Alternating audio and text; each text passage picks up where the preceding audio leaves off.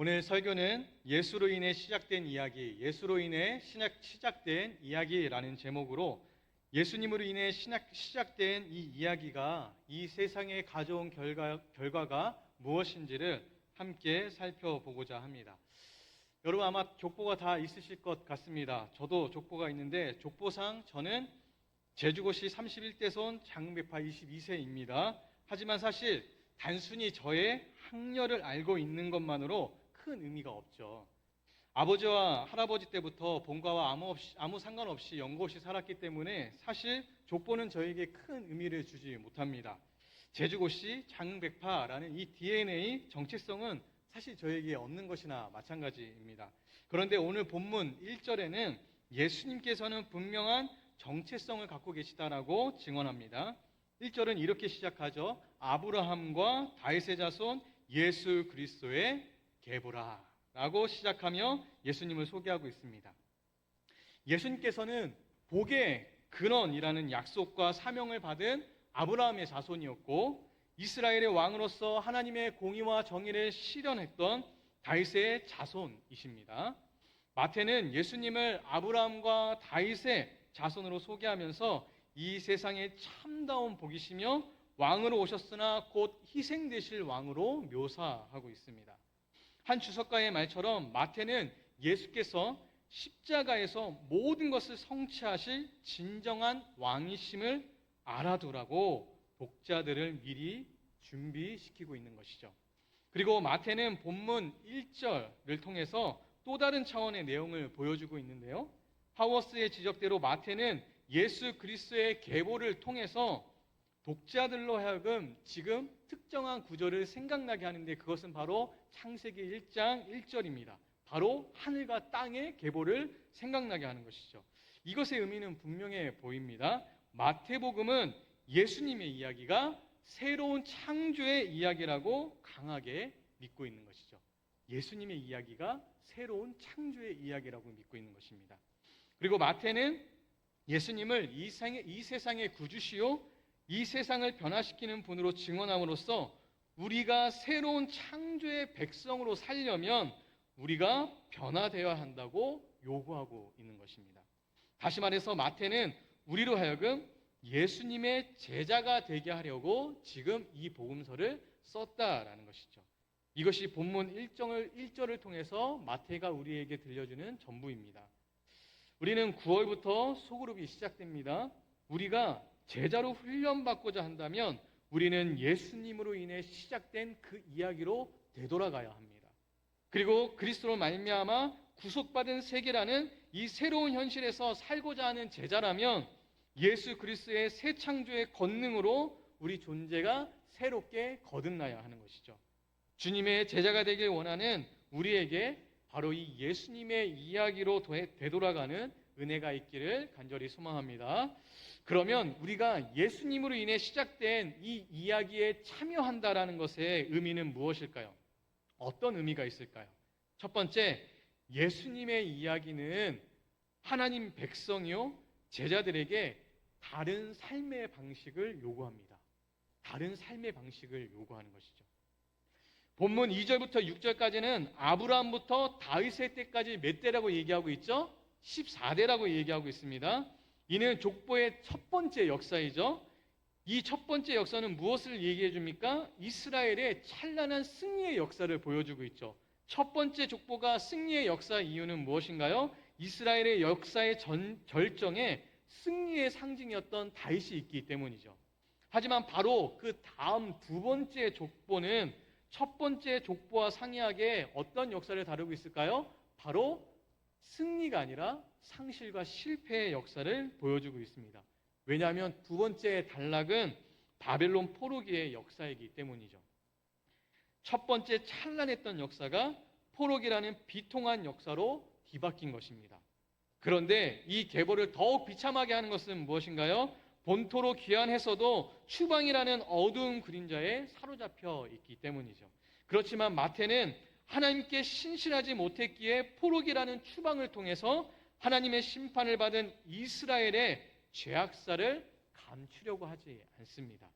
오히려 마태는 이스라엘의 이 실패담을 통해서 이제 예수 그리스도 그분으로 말미암아 나타날 교회, 승리할 그 교회, 곧 자신의 제자 공동체에게 이전과는 전혀 다른 삶의 방식으로서 순도 높은 제자도를 요구하고 있습니다.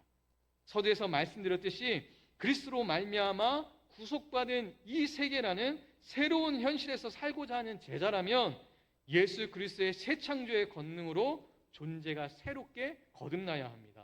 그리고 거듭난 존재로서 우리는 이전과 전혀 다른, 이 세상과 확연히 다른 삶의 방식을 채택하여 살아감으로써 하나님께 대한 우리의 믿음과 신실함을 증언해야 합니다.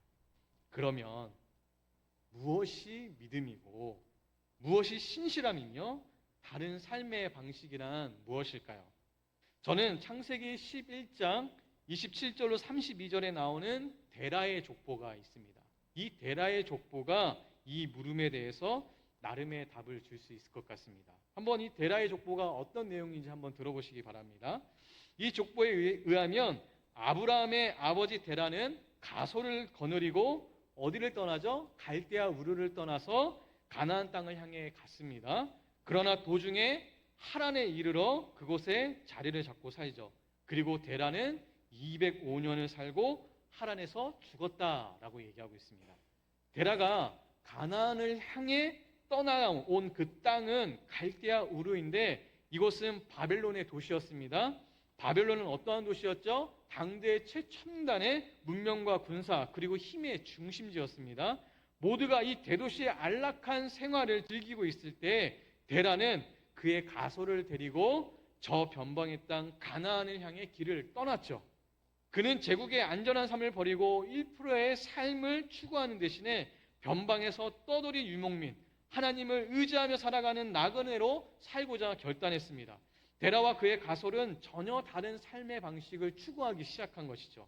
그런데 데라는 하란에 도착했을 때 어떤 심경의 변화가 있었는지 모르겠지만 결국 그는 이곳에서 터를 잡고 살다가 생을 마치게 됩니다. 그렇지만 본문의 주인공인 데라의 아들 아브라함은 그의 나이 75세에 하란을 떠나 하나님의 약속의 땅인 가나안을 향해 다시 길을 거죠.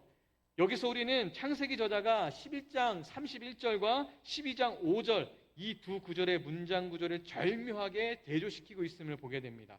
두 구절에는 데리고 가다라는 동사가 등장하고요. 함께 동행하는 사람들이 언급됩니다. 그리고 목적지는 둘 다 어디죠? 가나안 땅이었어요. 마지막으로 그들의 경유지와 독착지에 대한 언급까지 완벽하게 일치합니다.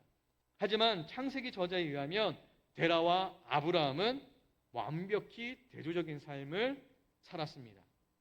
데라는 처음은 비록 하나님의 뜻에 따라 살아가는 것처럼 보였지만 자신의 필요와 욕망에 의해서 결국 안정된 삶에 안주하고 맙니다.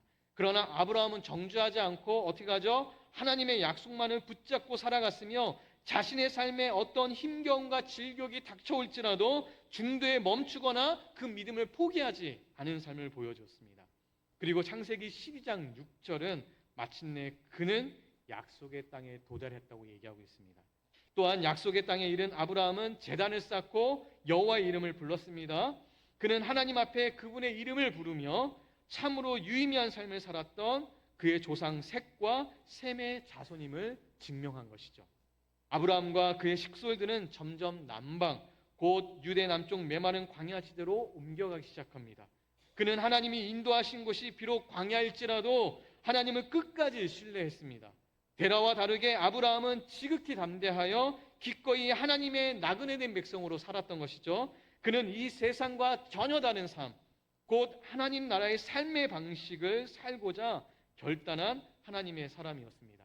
이 하나님의 약속을 전적으로 신뢰한 아브라함에게 하나님은 그에게 결국 열국의 아비와 이스라엘의 믿음의 조상이라는 칭호를 주시게 됩니다. 아브라함은 창세기 12장 1절부터 3절에서 온 세상을 야훼 이름으로 축복할 축복의 근원과 통로가 될 엄청난 특권을 그리고 약속을 받게 된 것이죠. 이제 아브라함은 독점될 수 없는 하나님의 그 놀라운 복을 온 세상에 전하는 복의 통로가 된 것입니다. 사랑하는 성도 여러분, 오늘 말씀을 통해서 이 세상과 다른 삶의 방식, 곧 순도 높은 제자도를 실천하기로 결단하는 저와 여러분에게도 이러한 약속과 복이 임하기를 간절히 축복합니다. 여기서 우리는 그리스도의 계보의 두 번째 영적 의미와 그리고 축복의 범위를 연결해서 생각해 볼 필요가 있는데요. 아브라함과 다윗의 자손이신 예수님의 이야기에는 죄 많고 불경건한 사람들의 이야기가 포함되어 있다는 사실을 우리는 잊지 말아야 합니다. 특히 예수님의 족보에는 5명의 여인들이 포함되어 있는데요. 통상적으로 구약 성경의 족보에는 여성들은 포함되지 않습니다. 그리고 이 여성들을 면면히 살펴보면 이들이 족보에 편성된 일은 예사롭지 않은 것임이 분명해 보입니다. 우선 이 여성들은 대체로 인종적으로 그리고 성적인 문제에서 자유로울 수 없었던 것 같습니다. 비정상적인 결혼, 성적인 스캔들, 비합법적인 임신 등의 의심을 받아왔죠. 분명 이들은 흠결이 있는 사람처럼 보입니다. 하지만 주석가들의 판단처럼 이 여성들은 단순히 흠결이 있는 사람들이 아니라 이스라엘 역사에서 중요한 시기를 대변하면서 당시 유대 민족의 영적 타락의 실상과 대조되어 비범한 신앙을 우리에게 보여주고 있습니다. 다말은 어땠습니까? 유다의 불충실을 적나라하게 보여줬고, 라합은 광야 백성의 불신앙을 폭로했고, 룻은 사사시대의 죄악상을 고발하였으며, 밧세바는 다윗의 죄를 규탄했습니다. 그리고 마리아의 등장은 유대 사회에 있었던 여성의 존엄을 대변하며 이스라엘에 대한 하나님의 언약적인 신실하심과 구원의 여명이 그녀를 통해서 온 백성에게 임하였음을 보여주고 있습니다. 이렇게 마태는 논란의 대상이 될 만한 여인들을 통해서도 하나님의 구원 역사를 이루어갈 수 있음을 보여주며, 하나님의 복은 비록 평판이 좋지 않은 사람들일지라도 그들을 통해서 온 천하에 하나님의 복이 임할 수 있다는 것을 선언하고 있는 것입니다. 한 가지 더 마태의 의도를 언급하자면, 마태는 이 여인들뿐만 아니라 사악한 왕들과 불의한 이들도 이 족보에 등장시키죠. 이 등장시킴으로 말미암아 그는 하나님의 절대 주권과 절대 은혜를 보여주고 있습니다. 이에 대한 평가를 한 주석가는 다음같이 말하고 있는데요. 선하든 악하든 그들은 메시아의 가계에 속했다. 은혜가 그 피 속에 흐르지 않을지라도 하나님의 섭리를 속일 수 없고 능가할 수 없다라고 얘기합니다. 하나님의 언약적인 신실하심과 구원하시는 은혜는 인간에 의해서 방해받거나 간섭받지 않습니다. 오히려 이 진창 같은 현실에서 기어이 꽃을 피워내시는 자유로운 분이 바로 우리의 하나님이심을 보여주고 있습니다.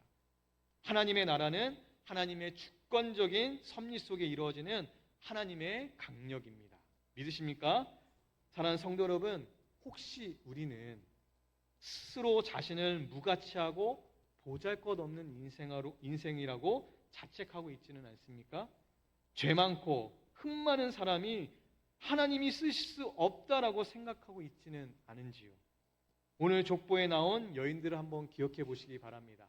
그리고 고린도전서 1장 27절의 위로의 말씀을 들으시기 바랍니다. 하나님께서는 세상의 미련한 것들을 택하사 지혜 있는 자들을 부끄럽게 하시며 세상의 약한 것들을 택하사 강한 것들을 부끄럽게 하셨습니다. 오늘 말씀을 통해 비록 연약한 우리라도 우리 자신도 예수님의 이야기의 자랑스러운 한 부분이 될 수 있음을 깨닫고 이 세상에 다시 없을 은혜의 이야기를 써내려 가시는 복된 인생 되시기를 간절히 축복합니다. 마지막으로 예수님으로 인해 시작된 이야기는 다른 이야기가 아니라 곧 교회의 이야기라는 사실을 드리고 말씀을 맺고자 합니다. 서두에 말씀드렸듯이 본문의 족보는 세 단락으로 나뉘는데 앞단락은 14대로 앞에 두 단락은 14대로 되어 있죠. 그런데 마지막 단락은 몇 대에서 멈추죠? 한번 세보시면 13대에서 멈추는 것처럼 보입니다. 마태는 무슨 의도로 13대에서 이 숫자를 멈췄을까요? 제가 생각하기에 숫자가 모자란 것은 단순히 마태의 실수가 아니라 청중을 향한 일종의 초대장이지 않을까 싶은 생각이 듭니다. 무슨 말이냐? 이 지루해 보이는 이름의 나열 속에 이 의도된 하나의 공백에는 아마도 교회가 숨겨져 있지 않을까 싶은 생각이 듭니다. 물론 이러한 생각에는 고대 문학 기법인 게마트리아 해석과 충돌하기도 하고요. 여고냐의 중복 계산의 여지 또한 약화시키는 약점이 있습니다. 하지만 어쩌면 이 13대라는 공백을 통해서 마태는 예수 그리스도의 피로 맺어진 새로운 언약 가족, 즉 교회라는 하나님 나라 공동체를 보여주고자 했는지도 모르겠습니다. 사랑하는 성도 여러분, 저는 과감히 말하고 싶습니다. 어쩌면 우리가 바로 이 14번째 대수일지도 모르겠습니다. 마태는 지금 우리를 마태복음 1장 족보의 마지막 여백을 채우는 일에 초대하고 있는 것입니다. 그 14번째 우리를 초대하고 있다는 얘기입니다. 우리는 마태의 초대에 더 근원적으로 예수님의 부르심에 응답해야 하죠. 우리는 예수님의 피로 맺어진 교회로서 이제 그 어떤 것들보다 하나님 나라를 가장 선명하고 극명하게 보여줄 수 있어야 합니다. 예수의 피가 흐르는 교회로서 우리는 새로운 이야기를 만들어 가야 합니다.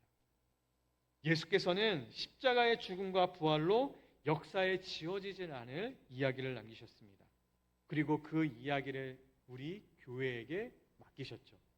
신학자 보네퍼는 이러한 교회의 사명에 관해 이렇게 얘기하고 있습니다. 그리스도의 십자가는 교회의 몸 위에 놓여 있다. 교회가 이 십자가 아래서 받는 고난은 그리스도의 고난이다. 그리스도인들이 그리스도를 위해 고난을 받을 수 있는 것보다 더 큰 영광은 없으며 이보다 더 놀라운 명예도 없다. 그런데 우리는 주님을 위해 그리스도의 현존으로서 교회를 위해 우리는 어떤 고난을 감수하고 있을까요? 그리스도의 교회를 위해서 우리는 어떤 새로운 이야기를 만들어가고 있습니까? 우리는 우리의 유익을 포기하고 주와 함께 죽고 주와 함께 살며 고난을 명예로 삼고 예수님처럼 화평케 하는 일에 순복하는 순도 높은 제자의 삶을 제대로 살고 있습니까? 우리가 달려갈 길을 마치는 날 하나님 앞에 간다면 우리는 과연 어떤 이야기를 하나님 앞에 들려드려야 할까요? 이 질문에 나름의 답을 주는 외국의 한 CCM 노래가 있습니다. 바로 레이 볼치의 땡큐라는 노래인데요. 이 땡큐의 첫 가사는 어떤 사람이 천국을 걸어가는 장면으로 시작됩니다. 어떤 한 사람이 천국을 예수님과 함께 걸어가고 있는 장면입니다. 그리고 그 사람이 천국길을 걸어가고 있을 때 얼굴을 모르는 어떤 한 사람이 한 사람씩 그 사람에게 다가와서 인사를 건네죠. 이 화자는 그 자신에게 다가오는 그들의 얼굴을 기억하지 못하지만 그 다가와서 인사를 건넸던 그 사람은 이렇게 얘기합니다. 당신이 주일학교 교사였고 나는 학생이었습니다. 당신은 기억할지 모르겠지만 당신의 그 열정과 섬김을 통해서 나는 오늘 예수님을 믿고 이 천국에 오게 되었습니다. 그리고 또 한 사람이 찾아오죠. 그리고 동일하게 또 이 화자는 기억하지 못합니다. 하지만 그가 어떤 한 선교사를 후원함으로 말미암아 그 선교사의 복음 사역을 통해서 한 사람의 외국인이 하나님 나라의 외인이었던 사람이 예수님을 믿게 되고 똑같이 고마움을 표현하며 당신이 선교사에게 후원했던 그걸로 말미암아 내가 복음을 듣고 오늘날 천국에 오게 되었습니다라고 고백하게 됩니다. 이렇게 수많은 사람들이 줄지어서 그 한 사람에게 인사를 합니다. 화자는 그들에게 어떤 영향을 끼쳤는지 그 사람에게 계속 감사를 전하는 가사가 이어지고 있는 것이죠. 그리고 마지막에 예수님께서 그에게 이렇게 말씀하십니다. 내 아들아, 내 주변을 돌아보아라. 이 모두가 너의 상급이란다. 사랑하는 성도 여러분, 단순한 상생에 의한 노래 가사이지만 이 이야기가 실제 우리의 이야기가 되기를 간절히 소망합니다. 우리의 순도 높은 제자들의 이야기가 사람을 살리고 세상을 치유하며 하나님 나라를 이 땅에 이루어가는 생명파장의 예수의 운동이 되기를 간절히 소망합니다. 사랑하는 성도 여러분, 우리는 어떤 이야기를 써내려가고 계십니까? 여러분들에겐 어떠한 간증이 있으십니까? 하나님 앞에 가셨을 때 하나님께 보고할 우리의 삶의 이야기는 무엇입니까? 그런데 더 중요한 건 혹시나 자신이 보잘것없고 살아온 세월이 험악해서 새로운 살아온 세월이 자기는 너무 부족하고 자기는 너무 보잘것없는 것이라고 스스로를 위축되게 생각하시는 분이 있다면 다시 한번 오늘 말씀을 듣고 하나님 다시 한번 새 힘을 얻고 우리의 그 살아왔던 모든 인생의 믿음의 여정이 누군가를 살리고 하나님의 가슴을 시원케 해드리는 천국의 잔치가 열리게 하는 그런 생명의 이야기라는 것을 잊지 않으시기를 축원합니다. 이 시간 함께 기도하겠습니다.